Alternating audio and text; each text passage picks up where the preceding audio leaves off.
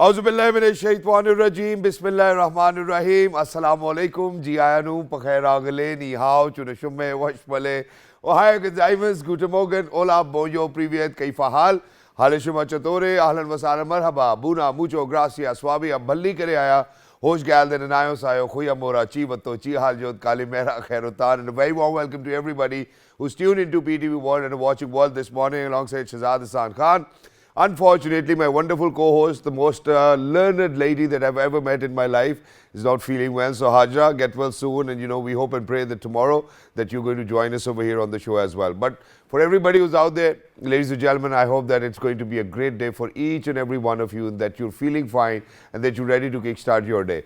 Because I believe myself that every single day when you wake up, you really need to kind of tell yourself, if you are good at it, or convince yourself, or kind of manifest that, okay, whatever is going to come your way today, whatever is Allah going to send your way today is going to be beneficial for you. And that's exactly how I would want people to think. Because imagine, I think that it wouldn't have been like this, because I think when we were nearing to the end of year 2023, what actually happened was that I kind of felt like, yeah, it's too cold, I'm not on top of my energy, and there's so many, multiple issues. You're always surrounded by multiple issues within your own thoughts as well. And then one of my friends actually told me that, hey, you know what, I think that you're not thinking on the right lines, and if you start to do this, I think you'll feel better. And Alhamdulillah, Shukr, Alhamdulillah, I feel better. It's the power of gratitude.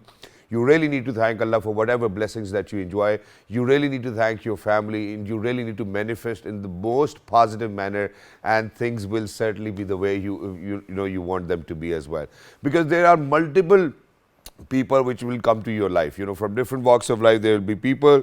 And I would only want you to kind of give you, these facts that, okay, these facts have always helped me in having a relaxed, serene, and having that contentment in your life. So imagine, make sure that you never blame anybody in your life, because when you put the blame onto somebody else, I think that one way or the other you might have contributed to whatever has actually pushing you to kind of blame somebody else. Number two, good people will always give you happiness. Well, now, how do you decide whether who's good or not? If you're happy around them, I think they are good people. Number three, bad people give you experiences. I'm not one of those people who would actually kind of point somebody out that he or she is bad. But if you've had a bad experience because somebody didn't really respect your values or your limits, ladies and gentlemen, please make sure that you certainly do not need them in your life. Moving on, worse people will give you a lesson. And if you've learned a lesson and you're going back to being friends with them, I think it's your problem now again. And then best people will give you memories, and love will come from people who you never expected. And that's exactly how life is. So please make sure that you surround yourself with people where you never expected love from, where you never expected happiness from. And if they make you happy, ladies and gentlemen, I think that's all you need. And one last thing, and that is that, God forbid, if there was a friend in your life and then you had bad experiences and you're going back to being friends with them, I don't think that that's a very nice idea, because what they say is very famously that that you should forgive, but you should never forget. So please make sure that you remember what has happened and whatever has actually been causing problems as well. But now, coming down to what are we talking about? It's more about problems and it's more about people. And this problem which we will be talking about is man-made. And why is it man-made? Because, hum insan nahi bante. Most of the time, I think that's how I would want to kind of pinpoint it as well. Because most of the time when we talk about fog over here, smog over here in Lahore or in the Punjab region, I think that it's really a pain for everybody, whoever is out, whoever is traveling. Because just yesterday I was traveling back from Lahore, I was on GT Road, and it gets difficult. But why do you think that we get this phenomena of smoke in the first place? I guess everybody knows that it's because of the solid waste burning. And when we talk about solid waste burning, ladies and gentlemen, it's not just contributing to that. There are more than 10 different pollutants which actually go out in the air. They're not healthy for us. They're not healthy for the flora and fauna. How the developed world has actually moved on towards making sure that, that how they're going to kind of come up with waste management systems where lesser pollutants are there out in the air as well. They have recycling plants and whatnot. Are we working in that direction? We will come down to that. But what is happening globally is something we will be asking. for the local, domestic and the regional issues over here within the Asia. We are very lucky that we've actually been joined by somebody who happens to be one of our favorite. Ladies and gentlemen, happens to be Dr. Ijaz Ahmed. He's an environmentalist himself. Hello sir, assalamu alaikum, good morning. How are you feeling today? Thank you very much for having us here today and talk about the waste management and the issues related. Exactly, and I believe that it's really very important and we kind of really need to disseminate awareness on this very topic. But how the global, if we are to talk about the global perspective and how the developed countries are tackling with this menace is something that, that we will be talking about as well in the first place, and then we'll come down to Pakistan, what Pakistan needs to do. And for that, we're very lucky that we've actually been joined by somebody who happens to be a theme lead for the Royal Academy of Engineering on reducing waste burning. Not just that, he's got experience of more than 38 years. He's worked on income and employment from solid waste collection, so I think that the most apt guest over here to talk about the global perspective of solid waste burning, ladies and gentlemen, is with us, and he happens to be Syed Mansoor Narili. Hello sir, assalamu alaikum. You happen to be an environmentalist yourself, and a very warm welcome to PTV World and World this morning. How are you feeling today? Thank you very much for inviting us, and I'm really looking forward to exactly talk about the topic. We're looking forward to this conversation as well, because we do know that that just before the fog season we have the smog season now as well, and it's not really healthy. Every time we are in Lahore, you can see how my voice is even now, and it was because of the fact that I've lived for 3 to 4 days in Lahore just very recently. So to get started with, sir, first of all, solid waste burning, what is the global perspective on that? Do we have any statistics and figures and data to share for our audiences? I'm sure Dr. Ijaz can add to it. But burning is something we call it's something which is common but not accepted. So it happens in many cities of developing countries. It is very regular in small towns and villages. But when it comes to understanding or talking about the data and causes of burning, it's not there, and similarly there are not many policies and practices, and I'm sure Dr. Ijaz can say what's on the situation in Pakistan on the burning issue. Exactly. So, sir, Dr. Saab, please let's get started about Pakistan as well. I think this is an other area related to environment and climate change where we are data deficient. Okay. Generally, when we talk about one of the areas probably. It's one of I'm very sorry, but that's me being honest. Yes, please. Yeah. So the lack of data basically leads into lack of any policy, because even if you develop any policy related to waste or solid waste without any data, that policy will be just something in the air. So there is hardly, and it's very unfortunate that we are very good in policies. We are very good, and you name it, and then we will have a policy. We'll have a policy, yes. But then ultimately what happens is due to capacity, technical know-how, technology, these policies are not implemented. So they remain somewhere in the bookshelves and in the cupboards of the experts, bureaucrats, implementers, and nothing happens in the field. So solid waste and open burning is an area which contributes a lot in, smog is and flooding. And flooding, that's something exactly, which was very shocking for me. So let's get started from here. So how, for our viewers who are out there as well, I mean, smog we do know, because there are more pollutants which have come out as well, because of the solid waste burning. But how does it contribute to flooding? That's something that is difficult for me to comprehend.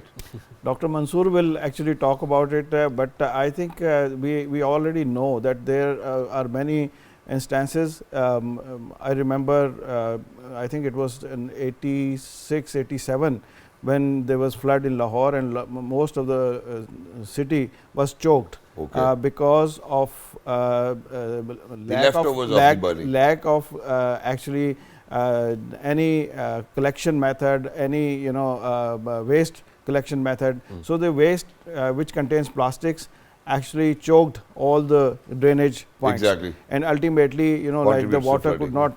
So more of urban flooding though. Yes, of course. I'm talking about urban flooding. Exactly. And when we talk about waste and flooding, it's mainly urban flooding. Exactly. And urban flooding is increasing with the passage of time. Although we are getting floods in the regular riverways, but then urban flooding is increasing with the passage of time, and then due to climate change, the scenario have already been changed. So Exactly. those months where we were supposed to get rains, we are not getting rains. In Islamabad is not received. I mean, not And only those Islamabad, months where we certainly wasn't expecting, this much cold, we are expecting a lot of cold, so harvesting seasons have changed. There's a shift in the time. Exactly, and then this is a very important point that you mentioned, that not only harvesting but sowing season. True. The wheat, which is our staple crop, is not good enough because of lack of rain. Because this is the time when we need rain desperately. Throughout Pakistan, we need rain in order to get a good crop of wheat. Otherwise, it will be a food security issue. Exactly. And we have to bring, like from outside, and then dollar and all the relationship that way. Exactly, and thank you so much, for alluding it towards that as well. And I would like to move on to Sayyid Mansoor Sahib. So, Mansoor bhai, to be very honest, I think that that you actually represent as of now, the global perspective in terms of solid waste management. But you come from a country where there's hardly any pollution. To be honest, if the sun comes out, it gets too difficult for you to kind of stay outside. If the sun's not out, it's either raining, but there's no pollution. The sky is clear. You can breathe fresh air, and it's beautiful. How do you think? What is the global perspective of solid waste management? Because it might have took them time to kind of come down to a point where now there's no pollution. There's hardly anything. Thank you very much. Yeah, I think the situation on the priorities and perspectives have changed a lot in the last 10-15 years. So when I started 35-40 years ago from Pakistan, the idea of waste management was to generate as much as you can and then dispose it off, but disposal was not controlled and leading to all sorts of environmental problems. Now the perspective and the priorities are very much on waste reduction, Okay. Recycling, reducing plastics, reducing organics.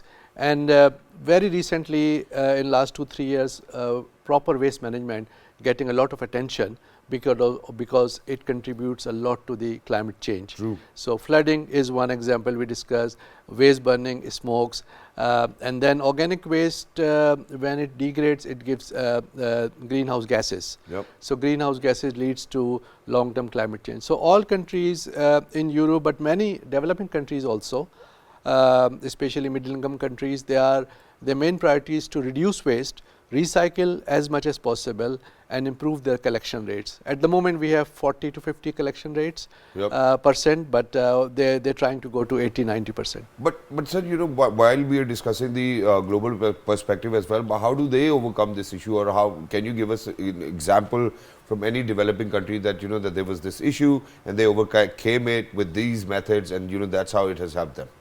Yeah, so one of the strengths of many developing countries is the small scale waste collection companies and small scale recyclers. Okay. But they are not a small scale, they lead to some wholesalers and recycling industry and even sometimes movements of waste between the cities. So we need to build on those strengths. And Latin American countries like Brazil, they have a history of 30-40 years when they build up their entire recycling systems and waste collection system on small scale cooperatives. And there are lots of other examples in Asia and Africa where we can learn. And we also have few examples from where we can learn. And how do you think, sir, we can learn lessons from these? Well, I think one of the very important area is segregation at source. Okay. In most of the countries which have actually tackled the issue related to solid waste, the segregation at household level played very important role. Whereas we don't do it in here in Pakistan. We used to do actually, old time that teen dabbe, raddi paper and all these things were actually sold. And with the passage of time, somehow I think this support mechanism vanished, and then ultimately we started throwing garbage outside everywhere. Yeah, but not just where we live, but I think everywhere else we have done that. But sir, I think because I've seen it with my own eyes. For example, so if there's a lot of cardboard, right? So so what you would do in UK is that there would be a particular place where you would go. They would have containers in place, huge containers, and people would queue up. If there's wood, so there's a different place for that as well. You go onto the airports, you go to every household, there's a yellow bin, there's a green Yes. bin, you know, so they've always made sure that they're going to kind of segregate it and then use it for their benefit. How do you think it has benefited all of those countries who are actually using this mechanism? Or do you think that there's no benefit of it, or do you think that there will be benefits in coming times? So, you know, how do you think that segregation at the very household, at the very basic point of it, right from where it starts, you know, so how do you think it will help? Yeah, but segregation is the core of recycling and waste reduction. And when people segregate, it gives a cleaner recyclable material, Okay. which has a much higher demand and value. So that is very important. It also creates awareness, especially among youth and young children, that we need to separate the waste. And then you don't need to take the mixed waste to disposal sites, processing plants or recycling factory and invest a lot of money to again segregate. So it reduces energy consumptions a lot, and there are lots of other benefits as well. Exactly. And in addition to that, you know, sir, where we're talking about solid waste burning, and you know, let's talk a little about solid waste management too as well. Because what we do is that, Dr. Jasab, that you know that we have landfills over here. You know, all we do is that, you know, that we take all the garbage. If you're not burning it, we're just going to throw it in one place, and that's it. And it keeps on growing. Yes. I think at an average, every single day, probably I think 1 or 2 kgs or 3 kgs of waste is being produced by every single human. If I'm not wrong, I think that's half what kg, it, half kg. half a Half kg to one, probably. yeah. You know, there can be messy people like me too as well, you know. So let's give them space. So half a kg, 7 billion people, you know, you do know, you know, how the mathematics will work. How do you think that we need to come up with smarter ways? Probably because I've seen a lot of 5-star hotel chains, even now in Pakistan, they're not using plastic water bottles. You know, they've moved on to glass, you know, they're refilling it. They made sure that they're going to use paper bags now. But still, you know, over there in Islamabad, there was a campaign once that, you know, no plastic bags will be used. But now we keep on coming back to plastic. I don't know, you know, how probably, you know, mazboot nahi hai, and people will always find reasons. How do you think that we really need to come up with a place where, because I still remember I saw this documentary, I'm not sure whether it was Switzerland or some other country, but what they did was that they had this, you know, waste wala issue, and what they did was that they actually built a plant where all of that waste goes, and now whatever comes out of their chimneys is actually clean air as well. Yeah. You know, so that's how they designed it. I don't know which country it was. If you do know, please do share it. Yeah, well, there are many countries actually who have started doing that. Sweden is another example where they actually buy waste and produce electricity from the Wow. waste. And here also there was some discussion about producing electricity from waste, but it was not materialized, especially in Lahore.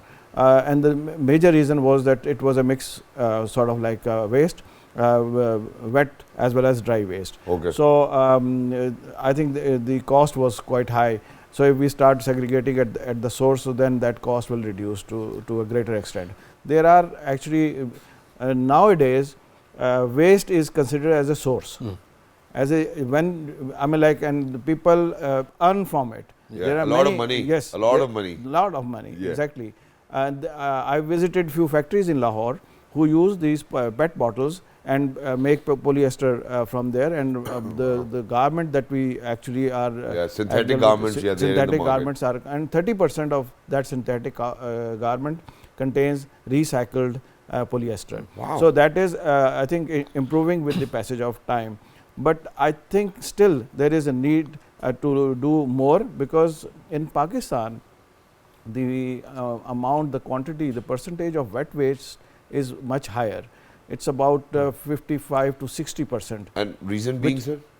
Because you know, like the packaging and all the other stuff, we mainly you know, like the eat our own cooked meal. Yeah. Although trend is changing, but that is one of the reasons that we are getting more, which is very useful for composting, Okay. for you know, like having a natural manure, but nobody actually goes into that stage and come up with some, you know, like composting plant and then use it as an organic fertilizer. And to give further evidence on that, I think I'll move on to Mansoor Bhai as well, because you know he's actually worked on income and employment from solid waste collection. Right. So, do you think that it's like $1 million business for people who are into it, or do you think that there's more place for people to kind of jump into this business, because that's what we do in Pakistan? if we get somebody who's actually making a lot of money from one business idea, everybody's going to jump onto it, and then nobody's going to earn from it as well. So Mansoor bhai, please do let Yeah, us know. definitely. According to UN, green jobs is one of the biggest global priorities, and the projections show that there will be thousands of new jobs across the globe, which they label as green jobs. Waste recycling is one of those. I think the second reason is in waste management, waste recycling, because it's a new subject, the entry is relatively easier at the moment. Okay. And it can provide livelihoods to, especially to youth and to people who may have lesser skills and investments. Okay. Although bigger investments are going. But on the other hand, the global trend, especially large resorts and big companies, they are moving very fast on things like what we call extended producer responsibilities. Yep. So that means they need to recycle, take care of their own product and waste, for example cars, and that is introducing more resources into the game. So yes, definitely there are jobs, there are livelihoods, and there are opportunities in waste reduction and recycling. Exactly, and I still remember it because my khalu, the only khalu I had, actually had was a contractor for waste collection back in 90s in Karachi, and he was a rich guy.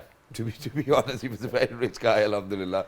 And for all of those people, who might not be well aware of the dynamics of it, I think that there needs to be education based on this very subject as well. Within universities, we need more experts. We need more people like you and you to come out and kind of talk about it. But very quickly towards the end, Mansoor bhai, so what should we do, for our future to be safe for our future generations? So just 3-4 key points I suggest we need to focus and prioritize and think about. So first is the awareness raising. Awareness raising, especially in schools, among youth, about waste, and especially littering is very important. Second is change of mindset from producing and collection and disposal to reducing the waste. Exactly. That is quite key. Recycling and waste reduction is very important. We should not buy the products which got excessive packaging. So industry also get an incentive there to reduce their packaging. And food waste, you touched upon. Food waste is alarmingly high in many countries, including Pakistan. Pakistan. High in Pakistan as well. Yeah, because of the trends. So we need to be very careful about it.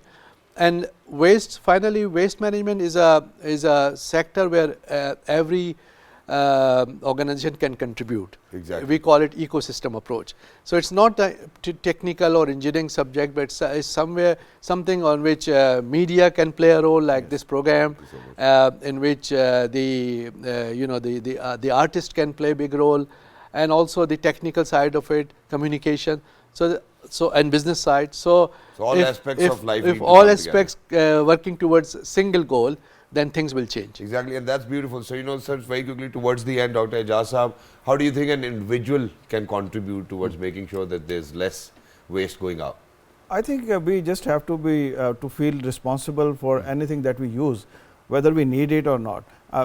Just like packaging. I mean, like if we don't use plastic bag for sabzi or for buying milk, we can use the container, and that was a traditional way of using our own resource, exactly, or cloth bag, exactly. And things were much better at that time. There was less issue related to, even plastic was not existing at that time. True. And so the plastic, when we use, although it is a convenient, but ultimately, it is not a convenient. People suffer a lot from it, whether in the form of microplastic, which is now creating another. People are actually consuming microplastics. Right. Unfortunately. If we are using bottled water, actually you are consuming plastic. True.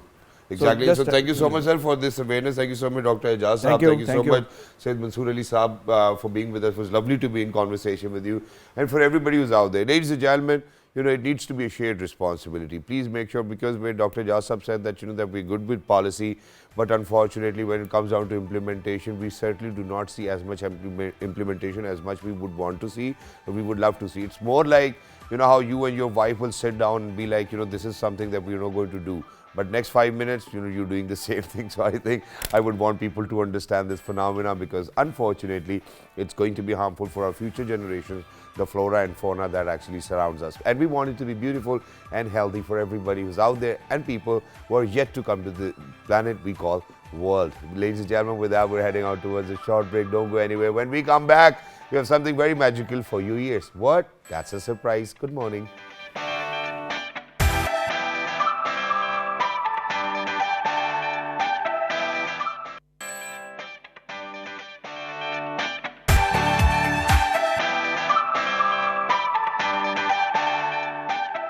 All right, ladies and gentlemen, welcome back. Thank you so much for staying tuned to PTV World. You watch a World this morning. I happen to be Shahzad Hasan Khan, and for everybody who just tuned into PTV World, ladies and gentlemen, a very good morning to you all. Earlier, we were talking about solid waste management, but now we're talking about how to kind of make sure that you're in a little groovy, in a very ghazli sort of a mood. And it's because of the fact that we have been joined by some amazing musicians and singers over here inside the studios. First up, we're very lucky that we've been joined by Miss Kanwal Khan. Hello, assalamu alaikum, good morning. How are you feeling today? वालेकुम अस्सलाम, good morning.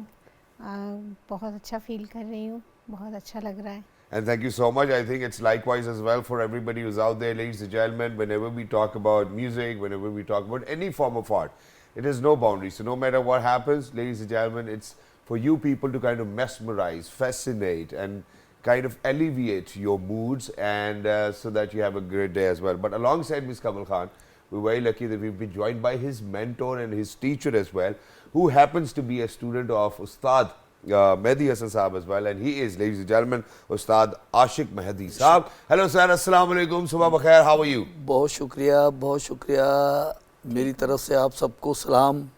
और माशाल्लाह बहुत अच्छा लगा आपका ये जो प्रोग्राम है सुबह का जो है. Thank you, sir. बहुत ज़बरदस्त. Thank you so much, sir. Thank you so much. So Ustad Saab is actually saying that that he loves our program, and it's wonderful to be on the show as well. But Ustad Saab, what I would like to ask from him is that आप Mehdi Hasan Saab, like legendary figure, जी, जी. और वो भी सिर्फ पाकिस्तान में नहीं, पूरे बर्रे सगीर में या पूरी दुनिया में बात की जाए तो बहुत मशहूर हैं. बिल्कुल. आपने उनकी शागिर्दी की है. जी, तो क्या ऐसी 3 चीज़ें बता सकते हैं आप जो आपने उनकी शागिर्दी से सीखी हो? सिर्फ 3 फिलहाल. मैं आपको बताता हूँ कि सबसे पहले तो ये कि जहाँ से मेहदी हसन साहब का ताल्लुक़ है राजस्थान से, मैं भी राजस्थान से हूँ जी. तो उस्तादों का सीखना और सिखाना और उनसे सीखना, और उनकी सबसे जो बड़ी बात जो है वो ये है कि उनकी दुआ होती है ना जो जी, वो उसका तो कोई कमाल असर है. रखती है. जी हाँ, Exactly. ये उनकी दुआओं से ही सारा काम है और अल्लाह ताला की देन है, परवरदिगार की. Ladies and gentlemen, so obviously that's how everybody needs to kind of treat their teachers, and it's all because of your teachers that you are able to perform well, and I think that's what Ustad Ashik Mehdi Saab is alluding to as well. And on this point of time, I think I have shared to kind of share with each and everybody, अगर हमसे नफरत करनी हो तो इरादे मजबूत रखने होंगे. अगर हमसे नफरत करनी हो तो इरादे मजबूत रखने होंगे. अगर हल्का सा भी चूके तो मोहब्बत हो जाएगी. I think at this point of time, I would like to move on to Jazakallah. Miss Kanwal Khan Sahiba as well. So Miss Kanwal, you've learned from Ustad Ashik Mehdi Saab. जब अब आप आशिक साहब आपके चूँकि उस्ताद हैं, तो मैं आपसे ये वही सवाल पूछूं अगर कि कौन सी ऐसी 3 चीज़ें जो आपने इनसे सीखी तो आप क्या कहेंगी? एक्चुअल में जब गाती थी पहले तो एक जो खुदा की तरफ से होता है, इंसान को सुर अता होता है, तो मैं वो अपने अंदाज से गाती थी. उस्ताद जी से जब सीखा तो इन्होंने सुर को कैसे हमने लगाना है, उस सुर की लगावट हमें सिखाई, फिर सुर को किस तरह से निभाना है, लय में किस तरह रहना है, ये चीज़ें उस्ताद जी से मैंने सीखी. Exactly. So what Miss Kanwal is saying is that you are obviously you have this talent naturally that how to sing, but when a teacher comes in, they will kind of guide you through whether how to kind of produce a sur, from your vocal cords as well. It's always your belly as well. But अब हम कोशिश करते हैं कि इनसे सुर लगवाएं जो इन्होंने उस्ताद जी से लगाना सीखा है. सब मिस कंवल, लेट्स गो. आप हमारे साथ क्या शेयर करेंगे आज? मैं मैडम की गज़ल है वो आपको सुनाऊंगी. Please let's go. मेरी मोस्ट फेवरेट है. Let's do this.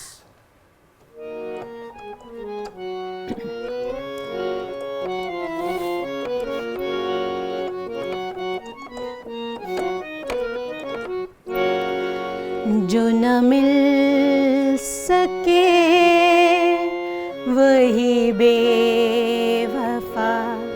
ये बड़ी अजीब सी बात है, जो न मिल सके वही बेवफा। ये बड़ी अजीब सी बात है, जो चला गया मुझे छोड़ कर, वही आज तक मेरे साथ है। जो न मिल सके वही बेवफा। ये बड़ी अजीब सी बात है, जो चला गया मुझे छोड़ कर, वही आज तक मेरे साथ है। जो न मिल सके वही बेवफा।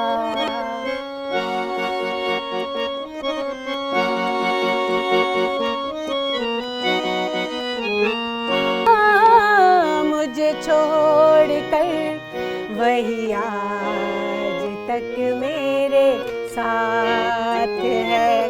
जो न मिल सके वही बेवफा।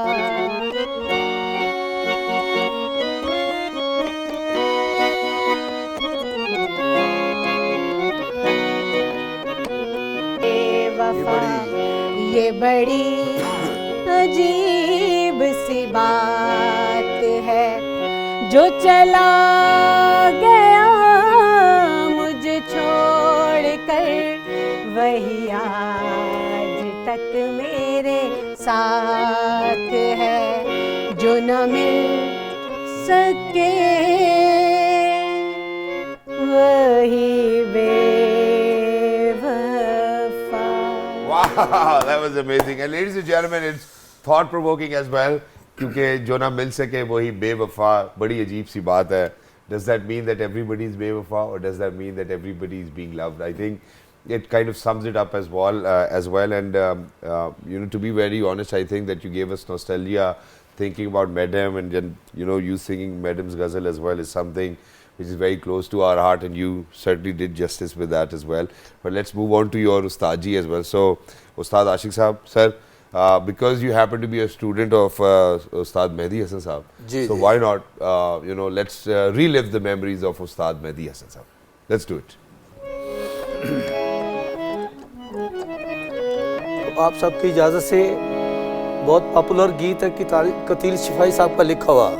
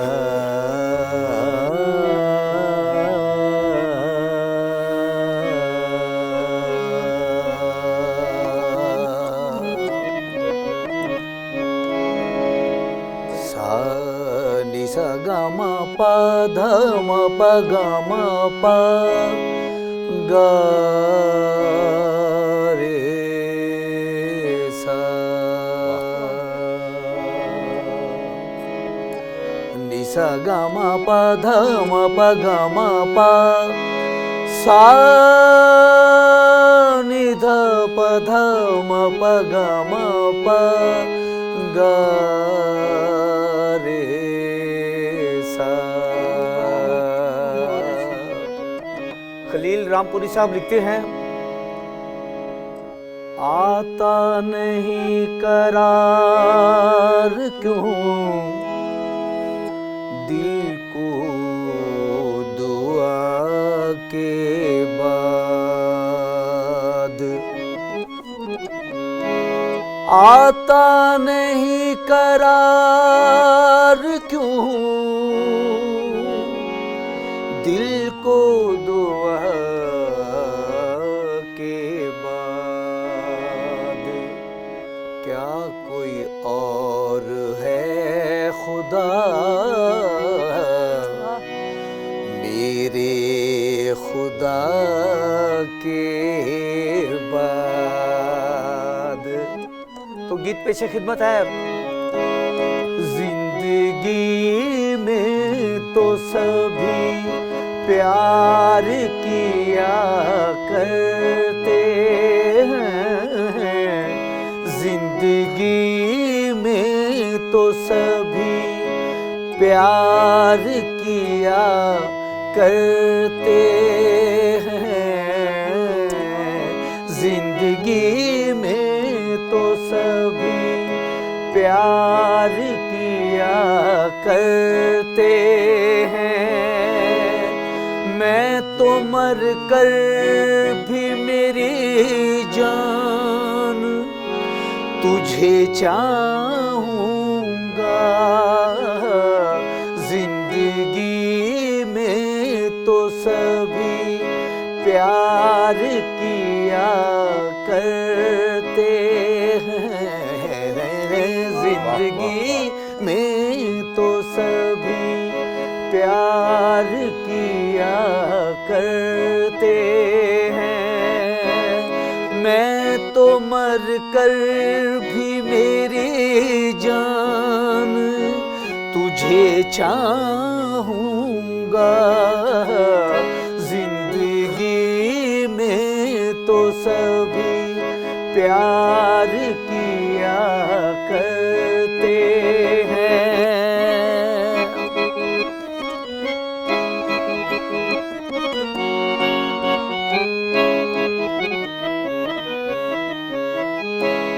तू मिला है तो ये एहसास हुआ है मुझको, ये मेरी उम्र मोहब्बत के लिए थोड़ी है।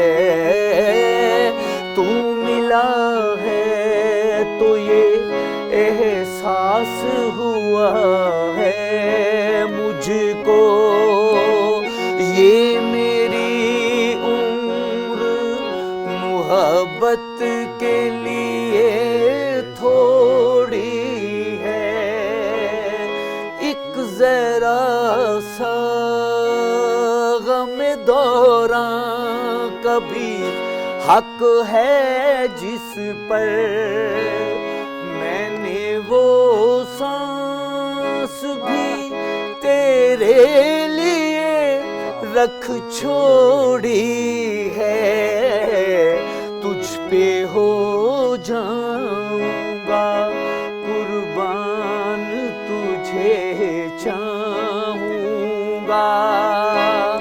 मैं तो मर कर भी मेरी जान तुझे चाहूंगा,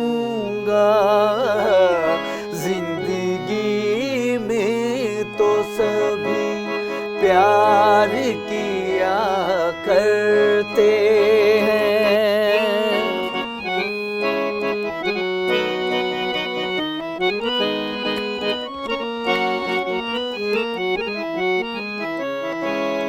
अपने जज्बात में नगमात रचाने के लिए मैंने धड़कन की तरह दिल में बसाया है तुझे। अपने जज्बात में नगमात रचाने के लिए मैंने धड़कन की तरह दिल में बसाया है तुझे। मैं तस्वुर भी जुदाई का भला कैसे करूं, मैंने किस्मत की लकीरों से चुराया है तुझे। प्यार का बनके निगहबान तुझे चाहूंगा।